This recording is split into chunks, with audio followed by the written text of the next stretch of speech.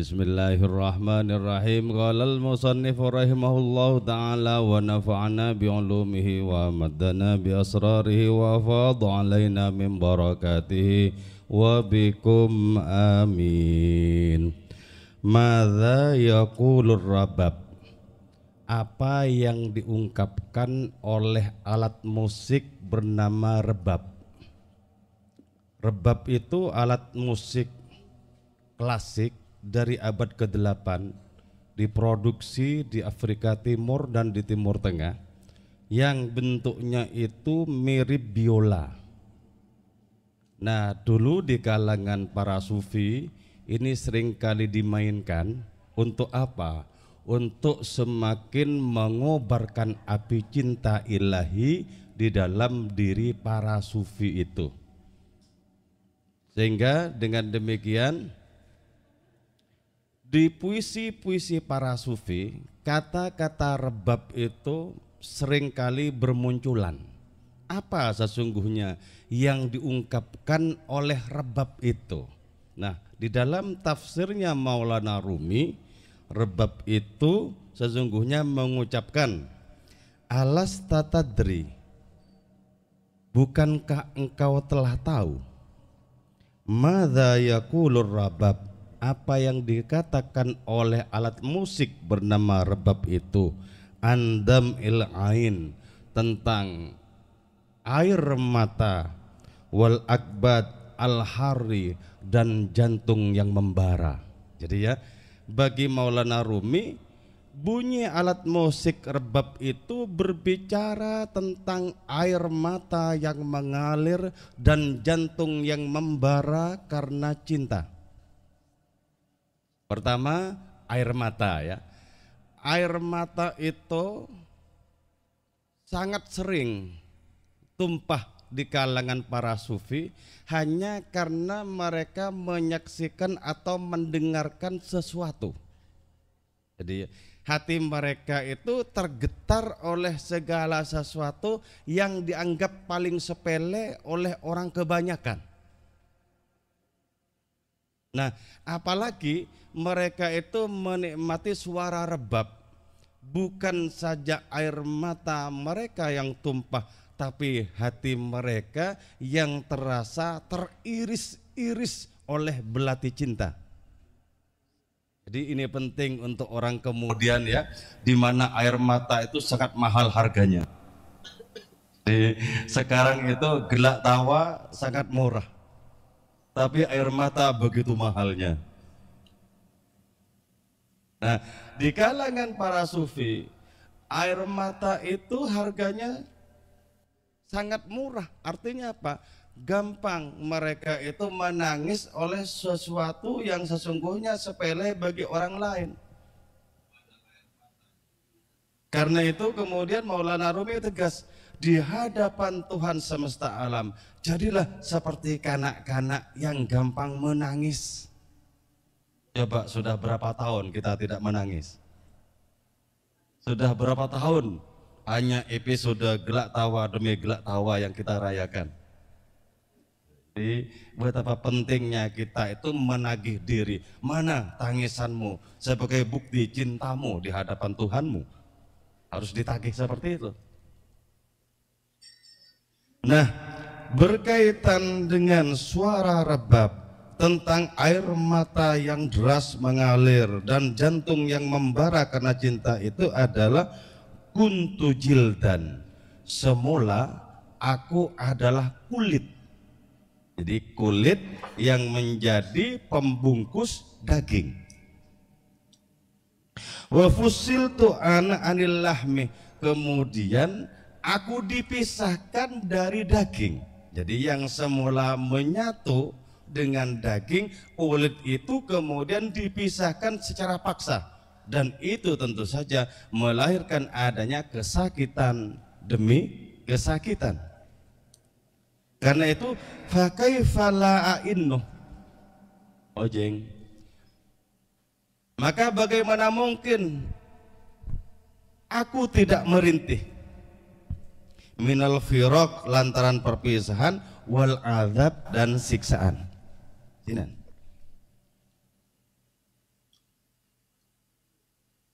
Oke ya, itu yang dikatakan oleh Rebab. Semula aku itu adalah kulit, kemudian dipisahkan paksa dari daging. Lantaran itulah bagaimana mungkin aku tidak merintih, bagaimana mungkin aku tidak mengaduh lantaran perpisahan dan siksaan itu. Nah, ini sesungguhnya merupakan gambaran antara kita dengan Tuhan. Kita ini sebenarnya dikandung dengan mesra oleh Allah Subhanahu wa Ta'ala. Kita berasal usul dari sana. Ketika Allah menciptakan jarak, tsumma radadnahu asfala safilin, maka hati yang membara karena rindu, hati yang membara karena cinta itu kemudian merasa tersiksa. Kenapa? Karena dibentangkan jarak antara kita dengan asal usul kita, yaitu Allah Ta'ala. Jadi karena itu betapa pentingnya kita merasakan kita itu berjarak dengan hadiratnya. Untuk apa? Untuk membangun fondasi kerinduan. Karena kerinduan hanya bisa dibangun lewat jarak. Andaikan kita tetap dikandung sebagai ruh di dalam hadiratnya, maka kita tidak tahu seperti apa getirnya kerinduan. Tapi karena kita diletakkan di hutan dunia, kita kemudian dibikin nelangsa dengan mencari-cari asal usul kita, muncullah kemudian kerinduan. Oh, kampung halamanku yang paling hakiki.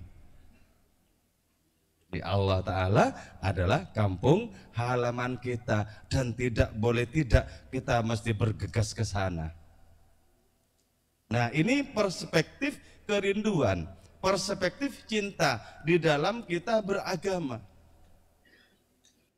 Hanya ketika kita beragama dengan cara cinta seperti itulah kemudian kita merasakan bahwa agama itu sesungguhnya sangat menyenangkan, sangat membahagiakan. Agama sama sekali bukanlah beban. Oke, saya lanjutkan. Wa taqulu, dan menyatakan khosbatul autar, apa gitar kayu.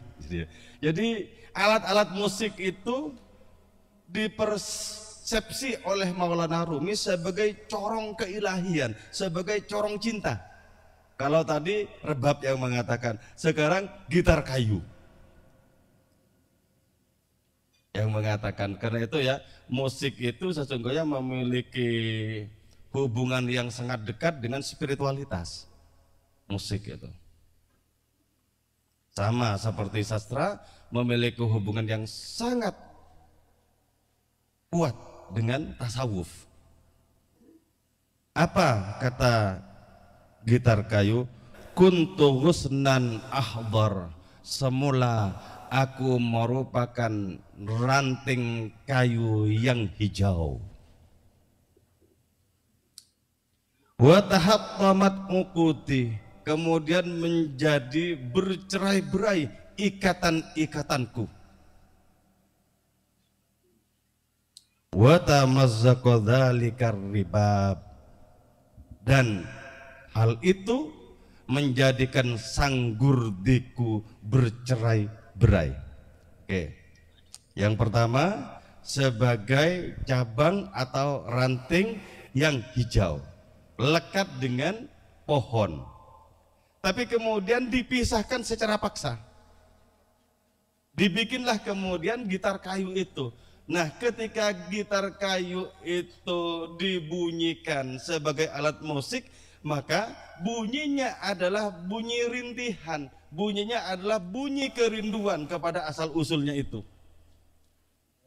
Nah, kalau kita menikmati musik dengan cara pemahaman seperti ini, maka sesungguhnya bunyi musik itu tidak kalah dengan tasbih kita, subhanallah. Tidak kalah dengan dzikiran kita, dengan memutar-mutar tasbih, tidak kalah. Jadi musik itu bisa merupakan tasbih yang paling hakiki ketika kita memahami sebagaimana perspektifnya Maulana Rumi.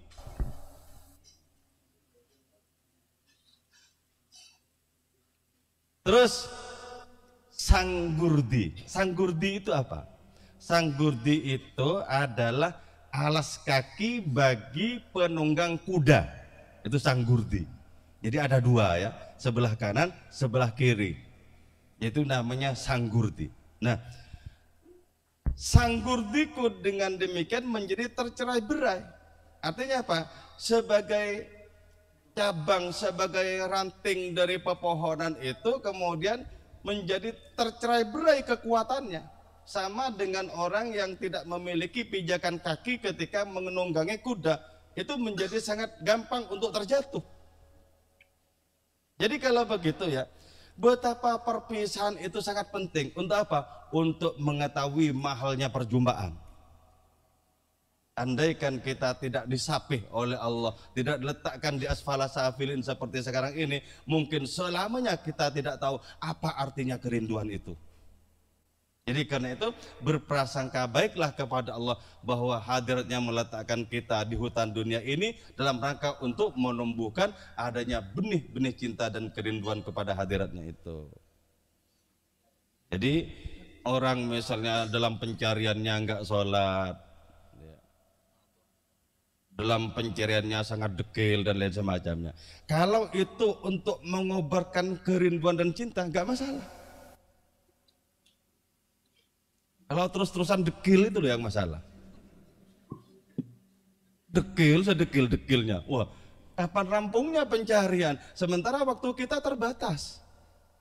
Jadi pencarian itu nggak usah lama-lama. Kelamaan malah mumet sendiri, lupa jalan pulang nanti. Boleh, tapi nggak usah lama-lama gitu. Sebab kita tidak tahu kapan jadwal kita meninggalkan dunia yang fana ini. Oke, satu bait lagi.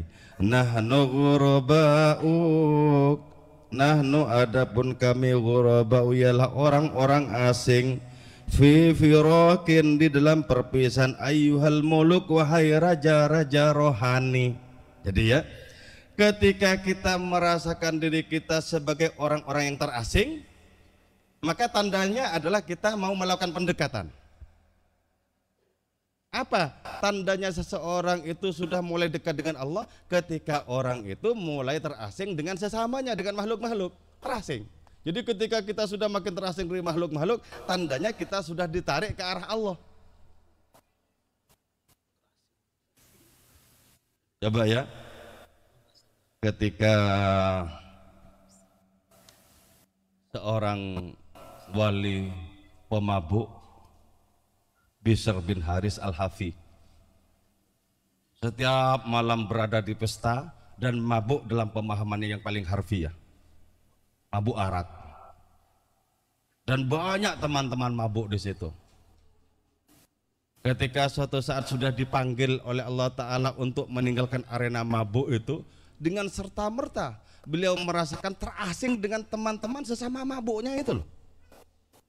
Tapi sempat beliau mengatakan, maaf ya kawan-kawan, saya tidak akan kembali lagi dalam acara seperti ini ya kawan-kawan, maaf ya kawan-kawan, masih mabuk itu. Jadi ketika sudah dipanggil oleh Allah Ta'ala, maka menjadi terasing dengan teman-temannya yang profesinya sesama mabuk.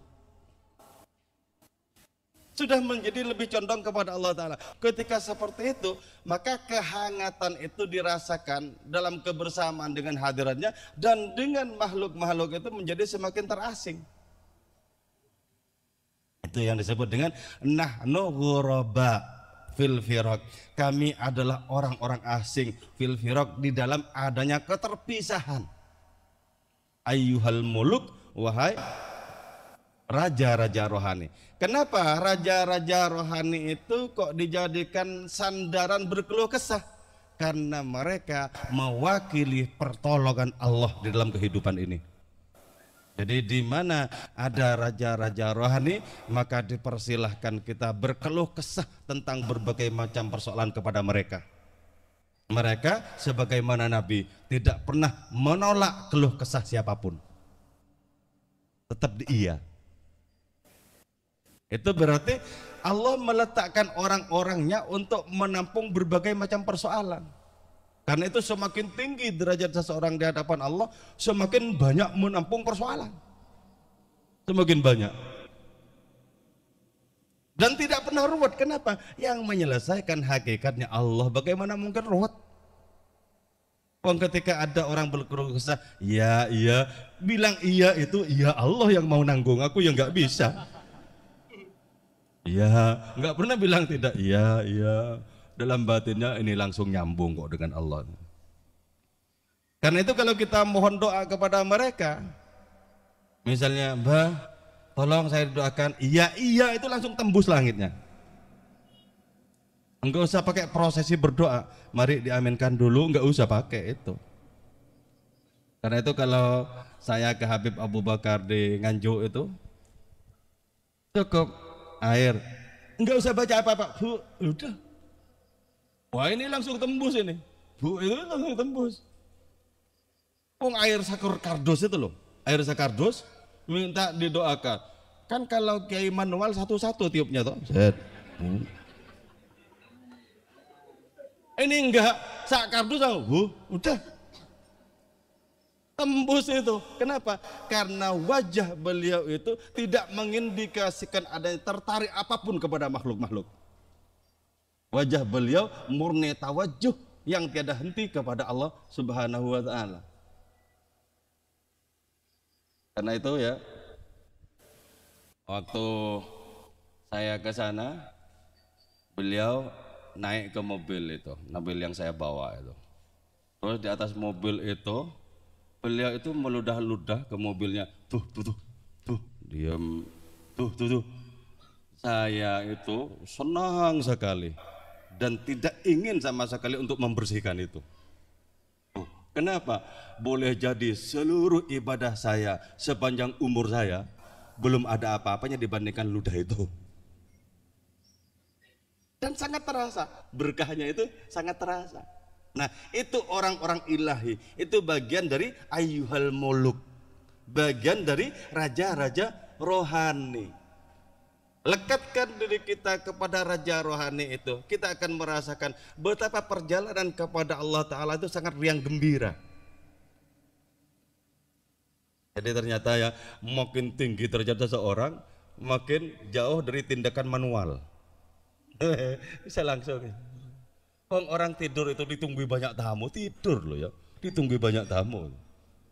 Dari saking ditunggu barokahnya, tidur dari pagi sampai adzan maghrib, ditunggu banyak tamu tuh, ada dari semalam nunggu. Itu kalau tidak merasa bahwa mereka mendapatkan berkah, untuk apa nunggu begitu? Wong pekerjaan paling menjengkelkan itu menunggu, menjengkelkan, menunggu. Karena itu kalau yang bawa anaknya dihapusin HP, tetap nggak mempan. Padahal HP itu sudah kesenangannya anak, tetap nggak mempan. Pulang.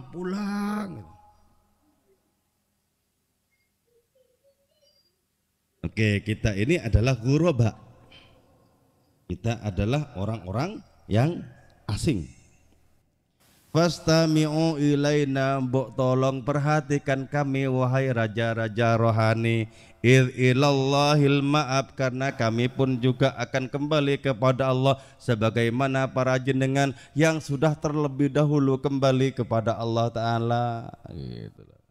Kalau sampai kita merasakan kembali itu adalah merupakan keindahan, itu sudah mantap sekali. Kalau kita berdendang dalam rangka menuju rumah asal usul itu sudah bagus sekali, nikmat sekali itu. Sudah mengucapkan sayonara kepada apapun itu sudah dengan penuh keindahan. Oke, saya kira itu ya sebagai pembuka, dan nanti para pemateri yang lain ini bisa leluasa, monggo materinya tidak harus berbau Dewan Samsi Tabriz. Jadi boleh apa saja, sebab hidup itu mesti banyak variasinya. Kalau tidak, hanya orang-orang yang tangguh yang tidak stres. Kalau tidak banyak variasinya bisa stres. Kalau banyak variasinya bisa terhibur. Itulah keanekaragaman hidup. Monggo berikutnya terserah lagu apa saja.